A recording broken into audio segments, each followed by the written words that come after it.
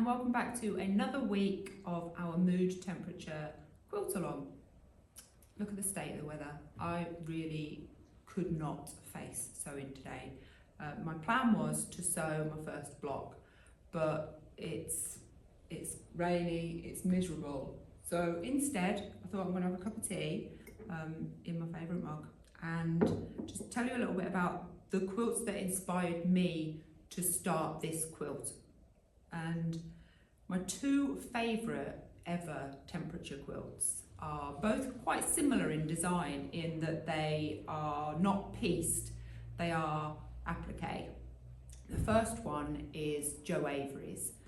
The thing that I really like about Joe's quilt is she has the circles representing the temperature, the weather, but she also has changed the size of her circles, and they're kind of a free form. They're not a very uniform circle, so they are bigger or smaller according to her mood, which I think that was what gave me the idea of doing the mood angle rather than the temperature angle and the weather, because generally this is the state of the weather in Yorkshire, and I knew that that would just reflect poorly on my mood, because bad weather is bad mood for me. Sunshine, fantastic mood.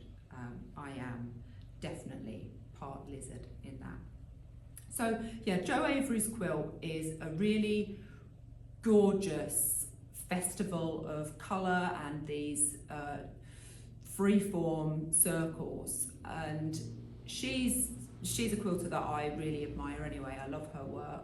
So that was the first one. The second one is actually on the cover of his new book. It's Nick Ball, and it's his viral temperature quilt. He made that during the COVID period, and it's these gorgeous little applique shapes that look like little wiggly worms and viruses and whatever, but they're also trapunto. So it's this incredible texture that you get from this quilt that you just really want to reach out and touch it. Nick is a brilliant improv quilter. He doesn't do straight lines and uniform traditional piecing. It's all improv, and he's fascinating. If you ever get a chance to do a class with him, and also with Joe, they're both absolutely brilliant quilters who I really, really admire. Nick's book is out now. That's called Use and Ornament, and you can see the quilt on the cover of that, and he writes quite a lot about the whole history of improv quilting and a lot about his viral temperature quilt. So those are the two that really got me thinking about temperature quilts as a whole. But I have always kind of struggled a little bit with my mental health, so I thought this would be a nice way for me to kind of document how I'm feeling and see then over the course of a year how many good days I have. And so far I have actually been surprised at how my days have been better than I expected. Another thing that we've got coming up is the Meet the Member blog posts.